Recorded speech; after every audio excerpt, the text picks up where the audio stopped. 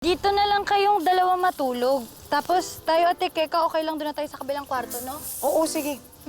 Magsabay na tayo. Pwera na lang, Elias.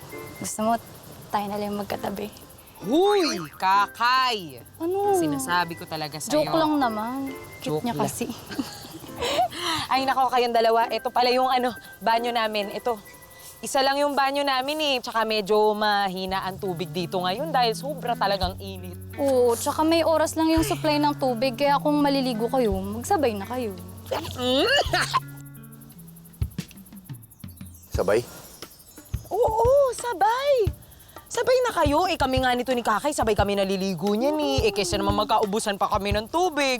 O pera na lang kung gusto niyo bumalik pa kayo dun sa ilog. Pero sobrang Ang layo. layo. Magsabay na kayo. Sabay na kayo.